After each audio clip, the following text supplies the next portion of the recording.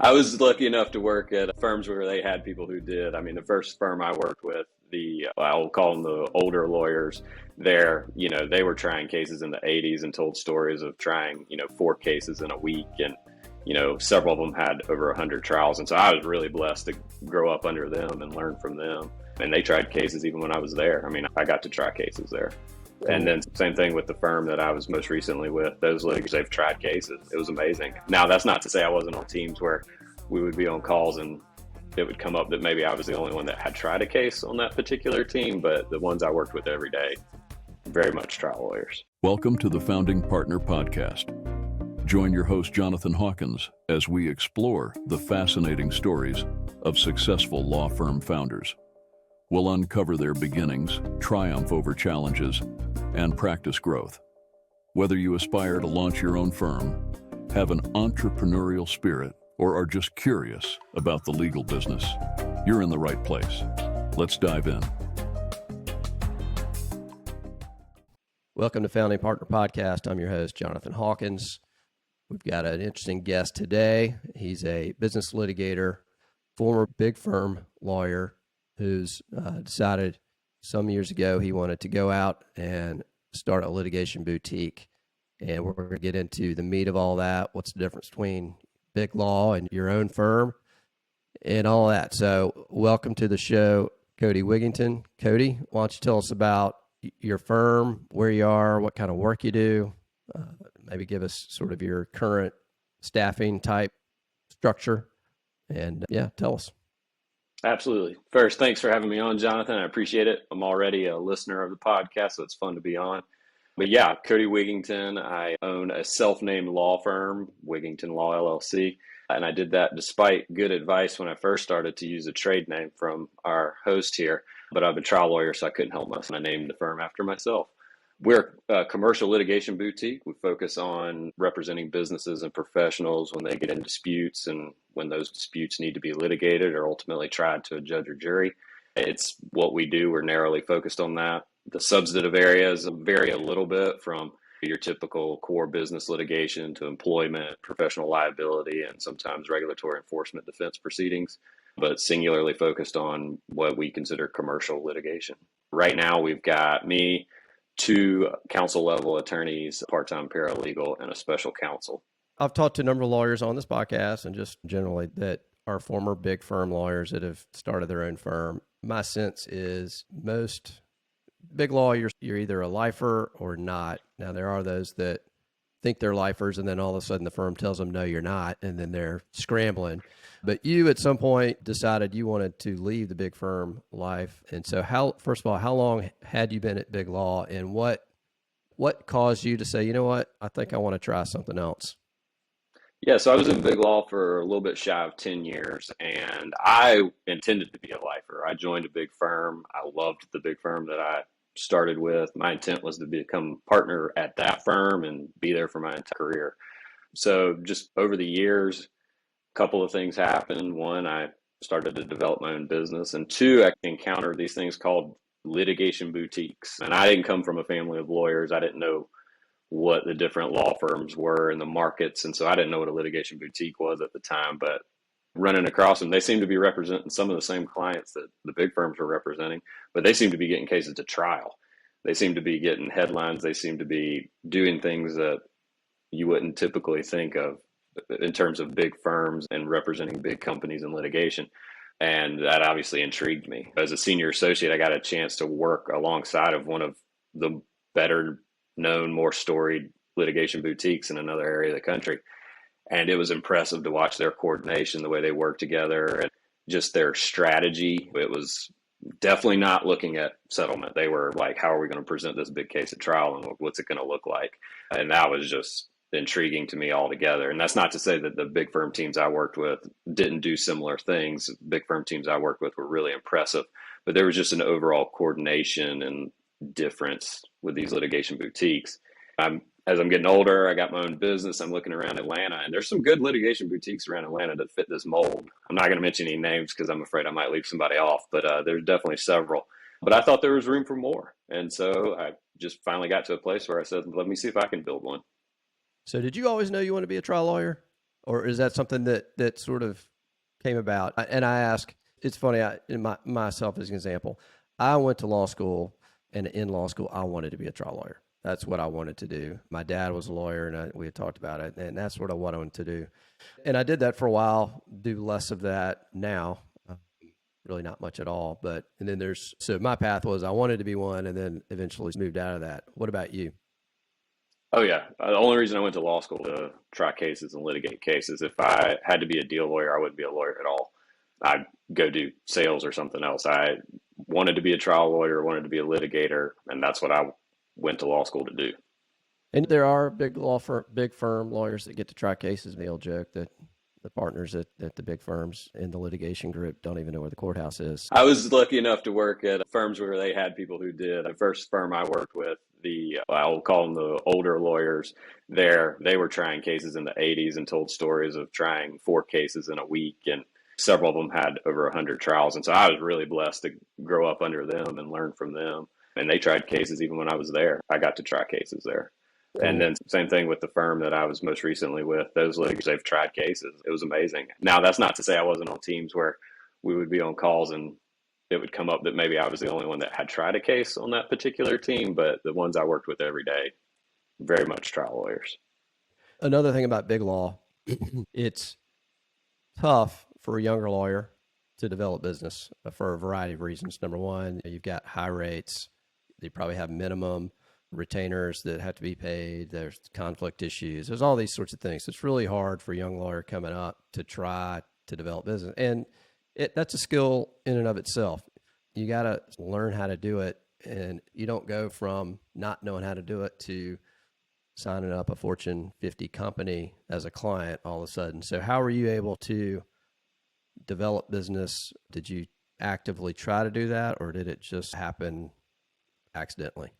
I'm about to give you an exception to a statement you just made about you don't just randomly sign up a Fortune 50 company. Because when I was a second year associate, my first land was completely by accident out of nowhere. I was working with some partner at another office who was fairly recently joined the firm. It was a smaller pride in Atlanta.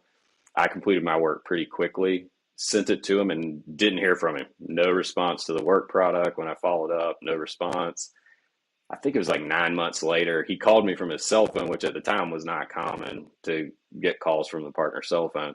And he told me he had left the firm like 6 months ago, that he had a client in Atlanta that needed a little bit of help, and that he was just going to refer it to me outright. He said, this person's going to call you and sign you up. I didn't bother to ask who the client was. I was just excited. All of a sudden, I'm going to be developing business.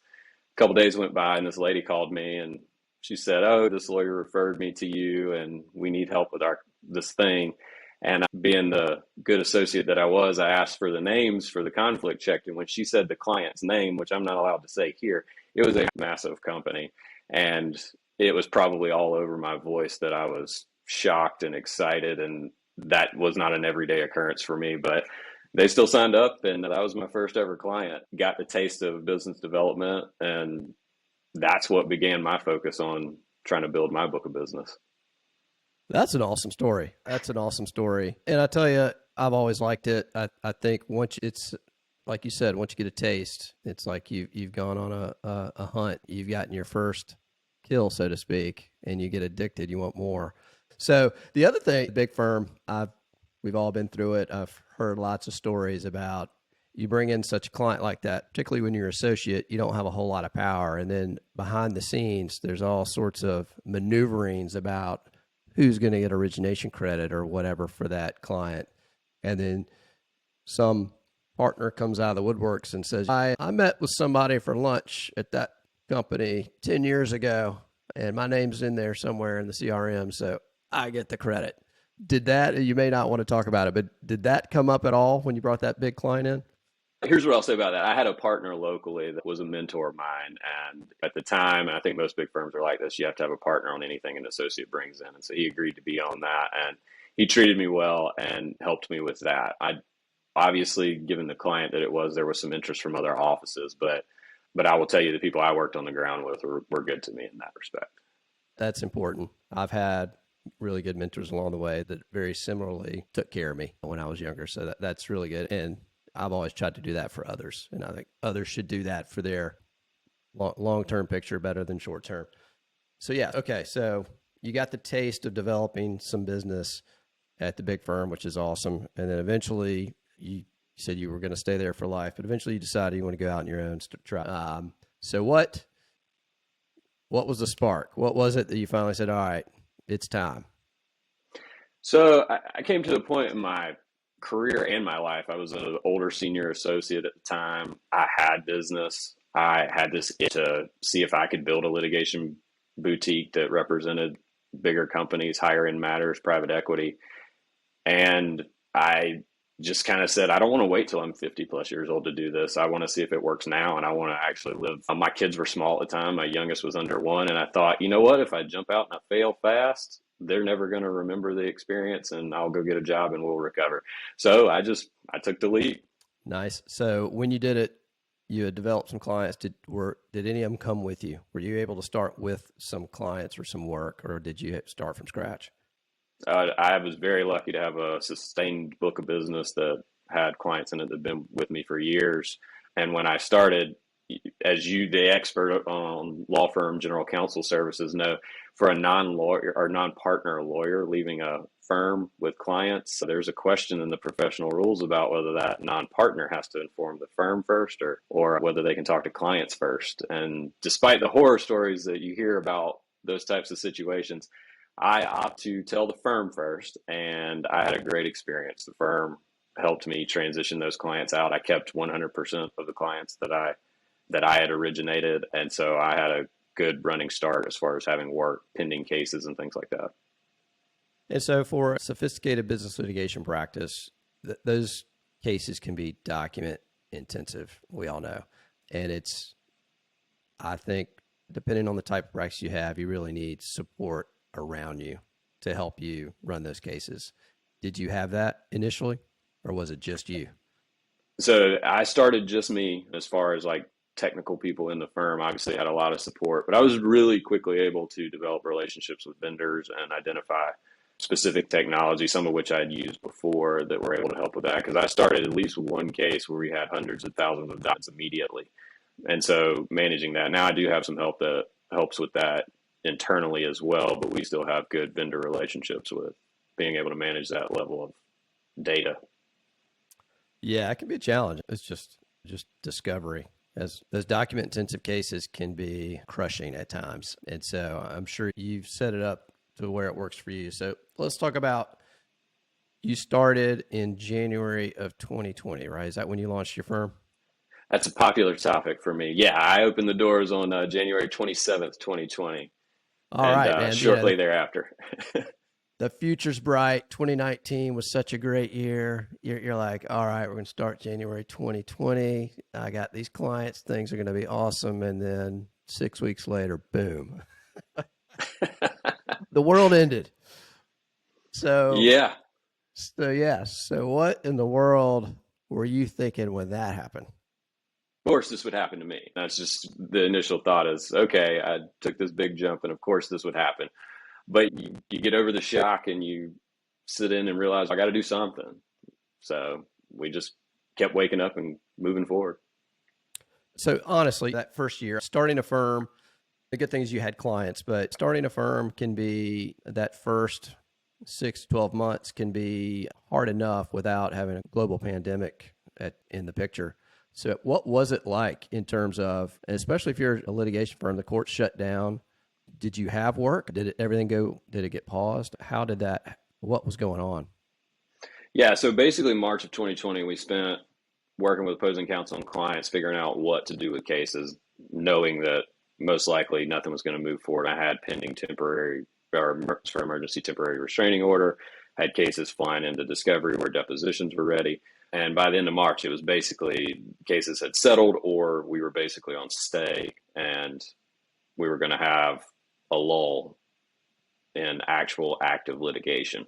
At that point, I was trying to figure out what to do. And I just jumped on the phone like an inside sales rep at a sales brokerage. And I started calling clients, potential clients, referral sources, friends from college and law school, other people I knew that owned businesses, and just talking to them, just touching base, just talking to them. Through that, I kept hearing some of the same things. They didn't really know what to do with contracts that required in-person type stuff. Like commercial leases were obviously talked about, but some of the things that weren't talked about were like commercial cleaning services, construction projects, and other things where people actually had to be present at some facility and how to handle that. Not billing to a client, I did a bunch of research and developed a bunch of strategies as if I was developing a product, and developed some stuff and started calling those people back and pitching, hey, you can renegotiate this or make this argument to try and set this up to be sustainable until things open back up. And people, that resonated with some companies. And I spent April, May, and part of June renegotiating contracts and trying to help them navigate this where they can't really perform, but making it economic for both sides. So really a pivot to more of an advisory type role for your clients. Yep. That was just such a crazy time. I've forgotten a lot of it, but I remember I had some lawyer friends, and we were having these weekly Zoom calls just to keep each other. And that was just a wild time. So I can't imagine you had just started your firm. What did your wife say?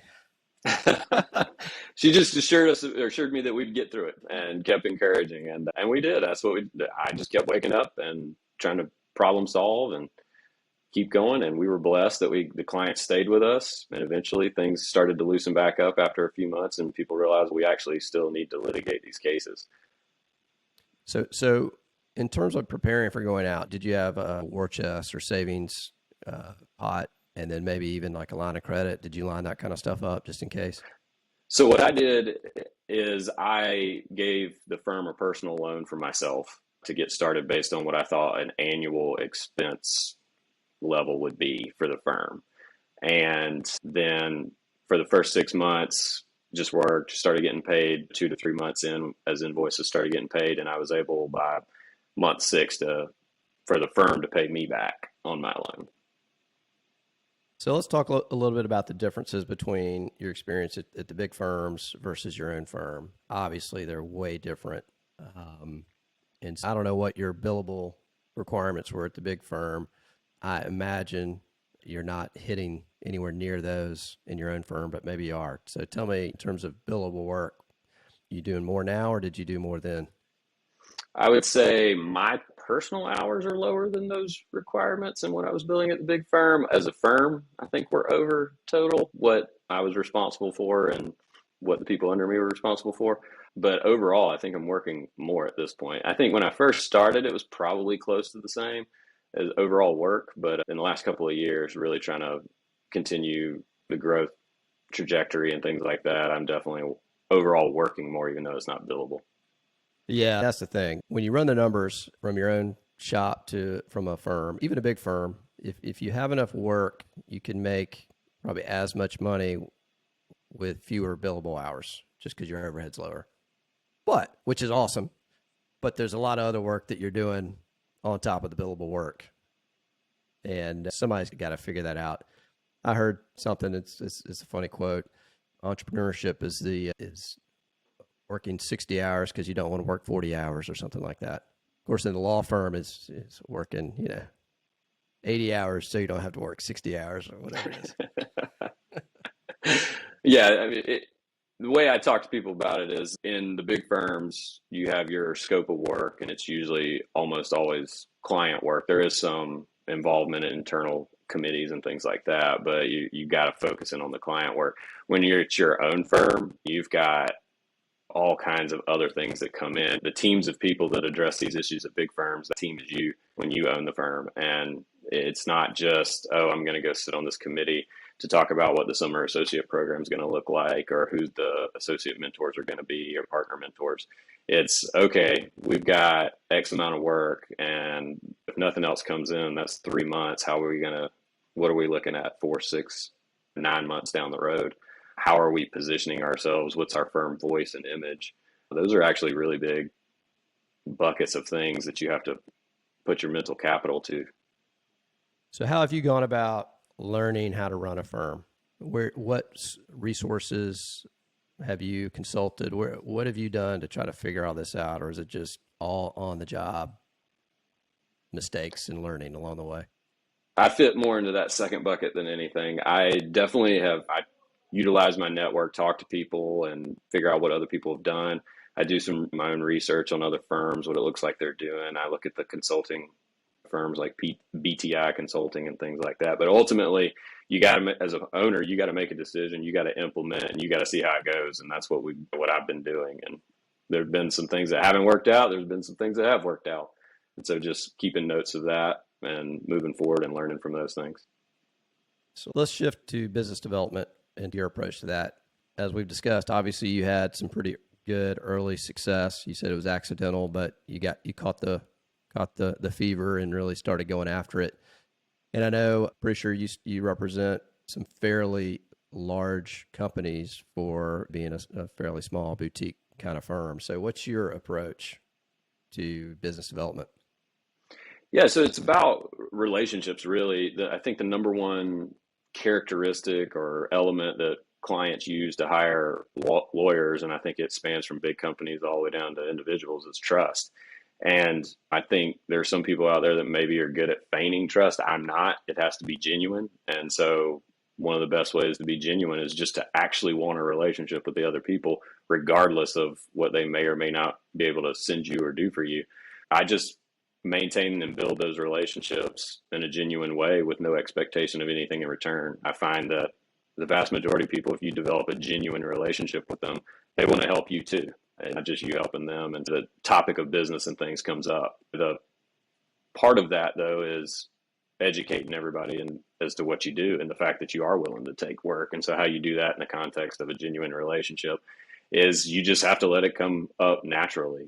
And it has to be a part of your firm marketing. You're diligent with your firm. That's part of who you are, is being diligent with your firm and your firm marketing. And when you have a genuine relationship, you talk about those things. Real quick, thanks for listening. If you're getting any value out of this podcast, please take 2 seconds to hit the subscribe button and leave a 5-star review. It would really mean a lot to me.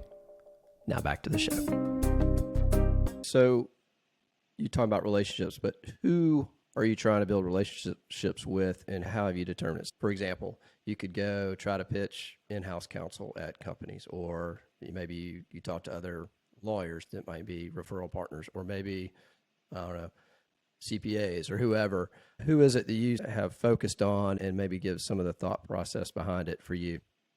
Yeah, so I'll just tell you, our work comes generally from 3 areas. It's big companies, it's some variation of private equity, and referrals from other lawyers. And in each of those buckets, working backwards, I just stay in touch with my lawyer friends and I meet their lawyer friends, and how can I help them with their stuff. If they're handling a dispute on the early stages and they call and ask me questions, I take the time to talk to them, and just developing those relationships however they go. With private equity type stuff, it's just staying in touch with them, giving them alerts when things happen that might implicate the type of business that they're running. And I meet those people usually through other lawyers to get in touch with the people who are in private equity. And then with big companies, it's twofold. I meet people who work with big companies at various events, socially, professional organizations and things like that. But also just my friends from growing up in big law. They go in-house and I stay in touch. And the vast majority of those friends don't send me work, but some of them do. And it only takes 3 or 4 to send you work, and all of a sudden you've got a pretty legit book of this. And then as the years goes on, 4 turns to 6 to 8 to 10. They don't send you work yet. Yeah. The other thing, I grew up as a business litigator, and I had pretty much been at, I call them a business boutique. So the firms, we did business litigation, but we also did some corporate, maybe some commercial real estate, maybe some other related type areas. And I had friends that were at more litigation boutique type firms, and I just felt, and then I had friends that were at sort of corporate firms, and I always felt that it seemed to me to be a little bit more difficult to generate business when you're in a firm that did other practice areas, for me.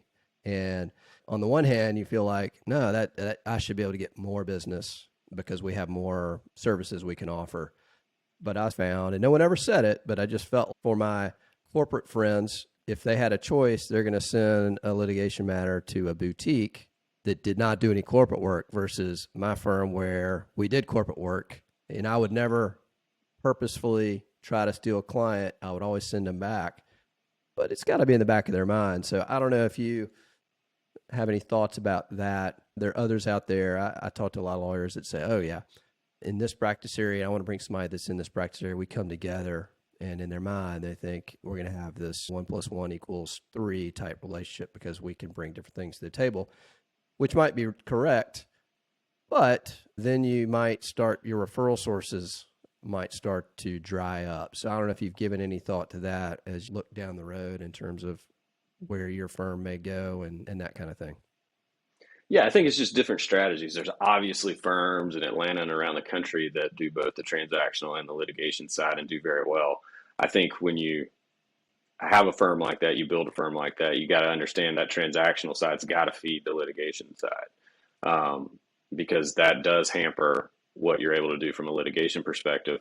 Maybe from what you're talking about, I've heard that theory out there a lot. Never heard anybody outright say, I don't send it there because they have a corporate group.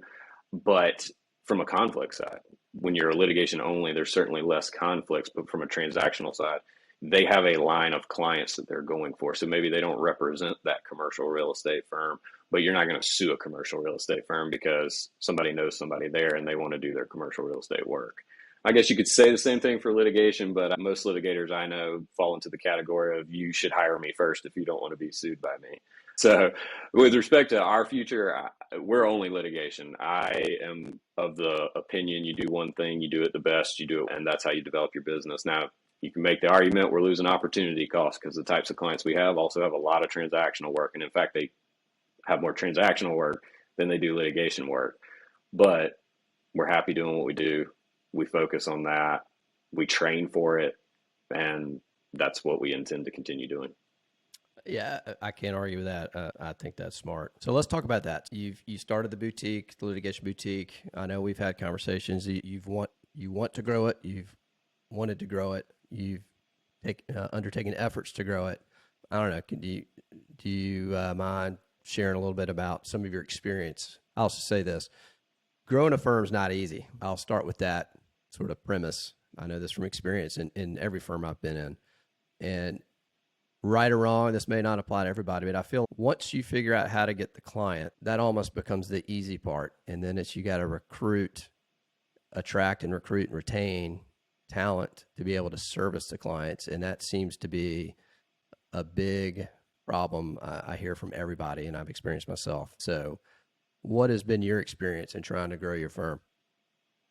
Growth is hard. It's really hard, especially when you're narrowly focused on something and that thing you're focused on is not something that's subject to standard operating procedures. It's not something that's volume and rote and form based. What we do with higher stakes litigation requires a lot of subjectivity and a lot of skill that goes into it. So when you're trying to build a team to grow and do that kind of work, it's really difficult to find that right person who has the buy-in, who has the skills, who has the willingness to build the skills and to stick with it. That's not to say that anybody is a bad person for not wanting to. Everybody has their different skill sets, but as a person responsible for building that team, it's difficult because you don't know that until they're in for a little while, until they start working the matters and working in the team.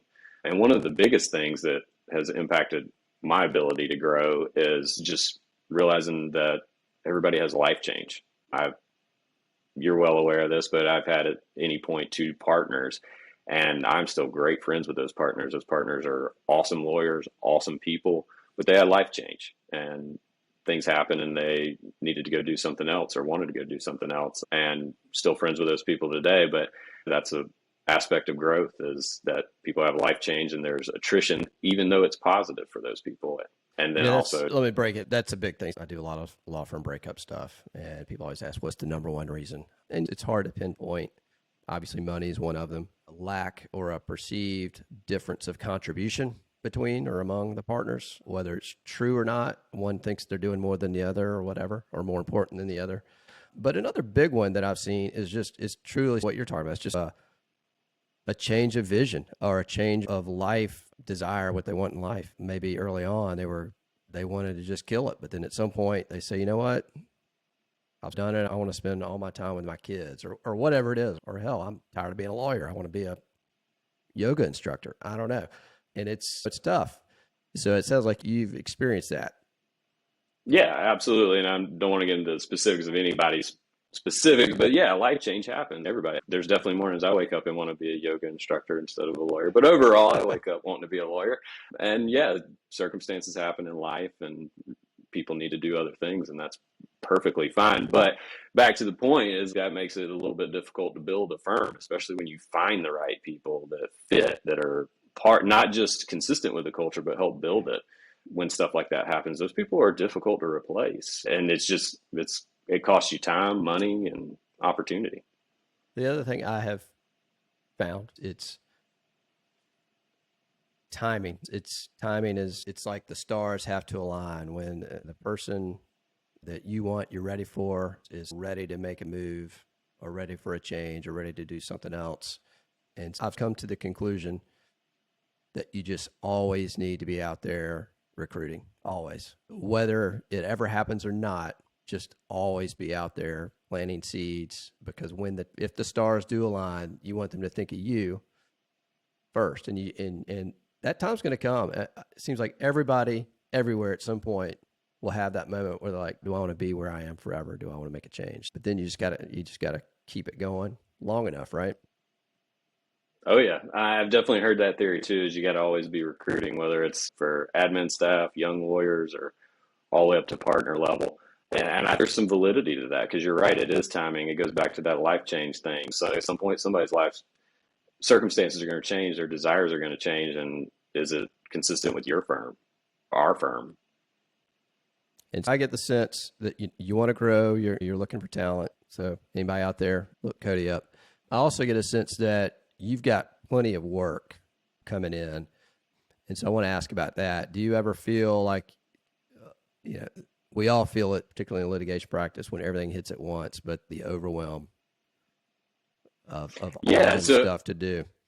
Yeah, everybody has their strengths and weaknesses, especially as business owners. We've been really blessed, and I have been really blessed to have enough work the entire time that we've been going. And so that's never really been an issue, luckily. Handling it at times definitely requires a little extra attention to organization. When it's really gotten pressed, we've been lucky enough to find that extra counsel level person or other admin support to come in and help. It's a lot of work at times. The obligations are real. The client expectations are real, but that's where we're built to meet. And so far, so good on that front.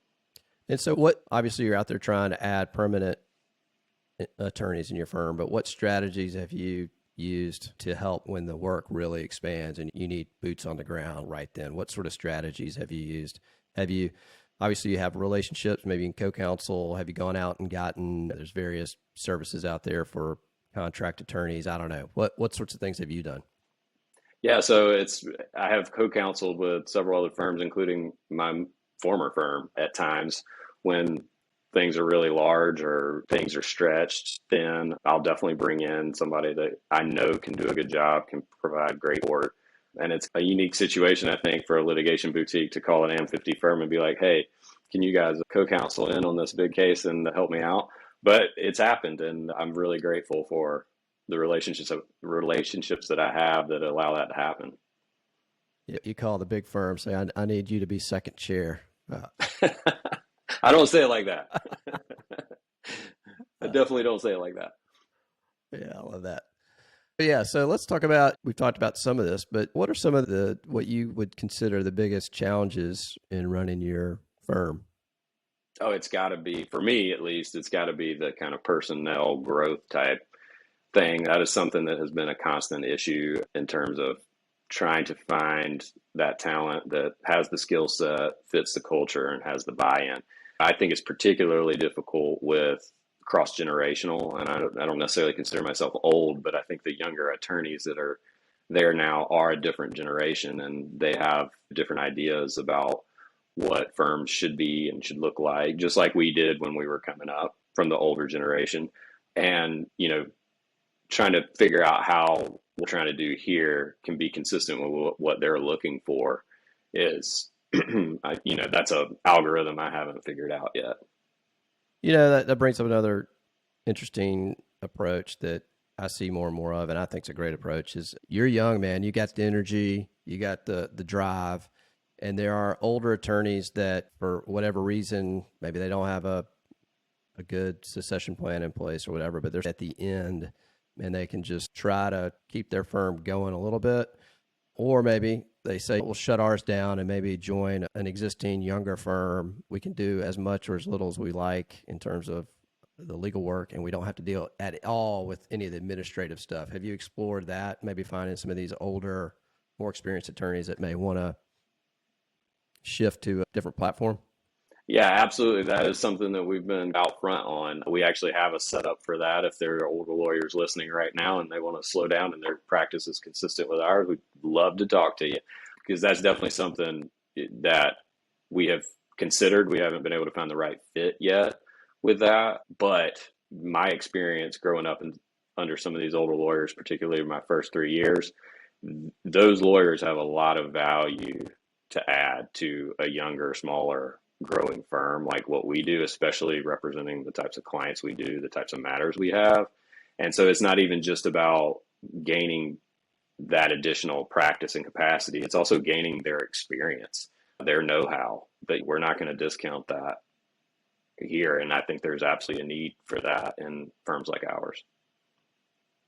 There's another aspect of running a firm, trying to grow it, that I want to dive in with you a little bit.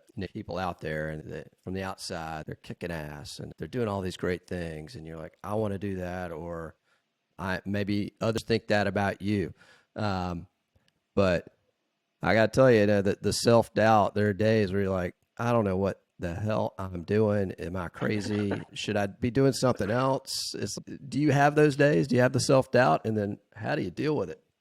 Absolutely. There's no doubt about it. One of the reasons I started my firm was because I looked at other litigation boutiques and was like, that's awesome. I want to do that. It looks amazing. That's how I want to live my life, kind of thing.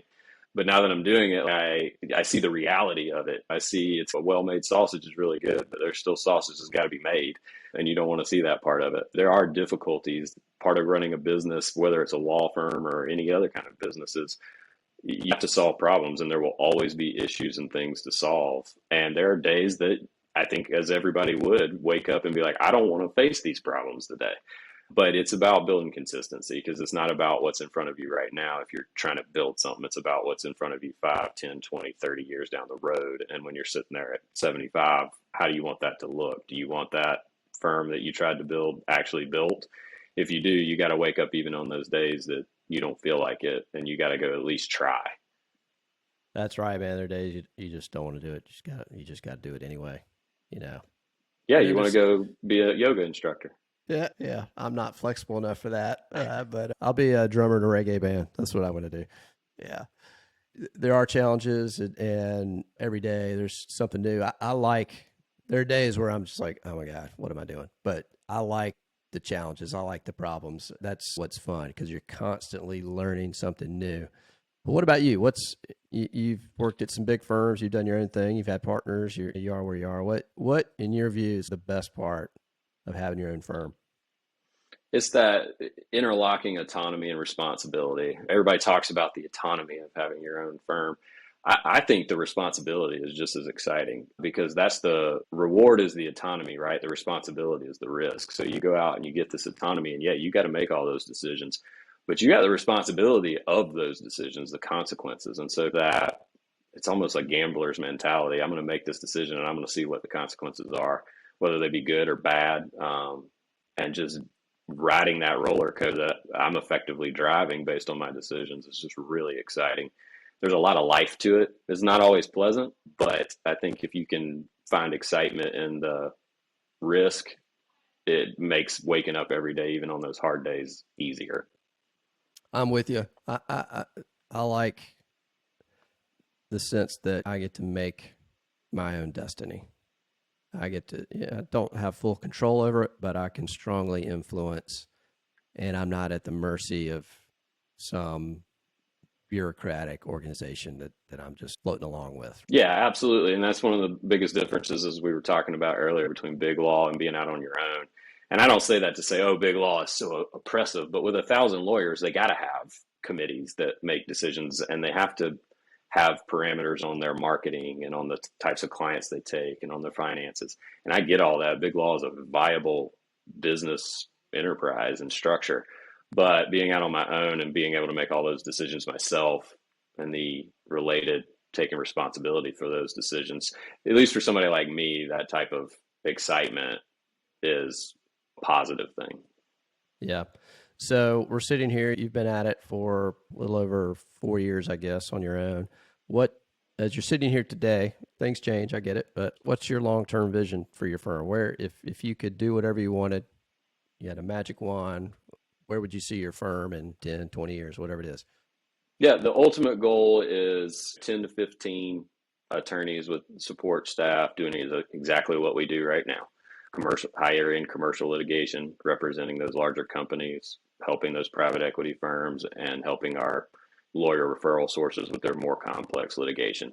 We have checked the box on the type of work and clients that we're working with. We got to work on growing that head count, which is not going to happen overnight. It's something I don't want to happen overnight. I want to build it slowly to make sure that we're building the right culture, that we have the right people, and that we're maintaining that high quality work product, because ultimately why we continue to get business from repeat clients is the work product that we put out.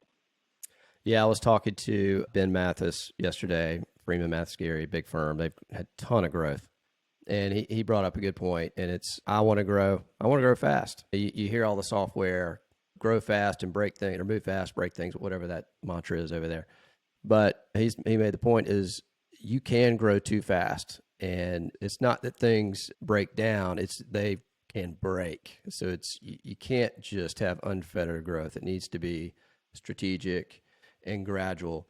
And a doubling when you're 2 attorneys is a lot, but if you're doubling at 50 attorneys, that's a ton, and it's a lot of different things can happen. So I think that's wise. You want to grow, but be strategic about it, we'll say. Okay, so one last sort of question. You've been at it for 4 years now. I'm another attorney, maybe thinking about going out on my own. What pieces of advice would you give to somebody that's out there thinking about it as you look back on your journey? If they're thinking about it seriously, I would tell them, look, you're never gonna, you can always have more money saved to do it. You can always have more clients. You can always solve more of the issues that you can spot. But there does come a time where you need to realize that you are going to have limited money, however that is. You are going to have issues, and you're never going to solve them all. So if you truly want to do it, there is a point where you've just got to go. You've got to leap. And if you don't like the fact that there are issues still out there, problems to be solved, then you probably don't need to start a firm, because there will always be issues to address and problems to solve, even if you stay a solo. So if you're actually interested in it, jump with those issues still out there. I did it. That's the point. I think you can always come up with a reason not to do it. There's always going to be a more perfect. At some point, if you're going to do it, you just got to do it. Absolutely. Now, that's not to say be reckless about it, right? Have a plan. Make sure you got at least some money and you've got enough to at least operate. But as far as like your setup goes, but you're a lawyer, you're going to find issues. You're going to find reasons not to do it. And if that scares you, then running a business is not for you. The other thing, I always tell everybody, and I try to live this, I'm not always the best. I've been pretty good about living beneath my means really forever. And it opens up the options to do things. If you're spending all your money, or if you're in debt up to your eyeballs, your options are limited.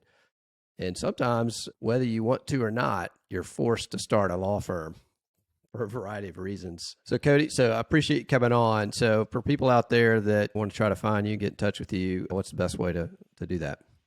Absolutely. We have our website at wigington.law, not .com, .law. I'm also on LinkedIn personally and as a firm, and you can email me at cody@wigington.law. That's WIGINGTON. Awesome. Thanks for coming on, and good luck to you as you grow your firm. Thank you, sir. I appreciate it being on here. It was a pleasure talking to you, and grateful for the opportunity. Thanks for listening to this episode of the Founding Partner Podcast. Be sure to subscribe on Apple Podcasts, Spotify, or wherever you get your podcasts to stay up to date on the latest episodes. You can also connect with Jonathan on LinkedIn and check out the show notes with links to resources mentioned throughout our discussion. by visiting www.yourlawfirmgc.com. We'll see you next time for more origin stories and insights from successful law firm founders.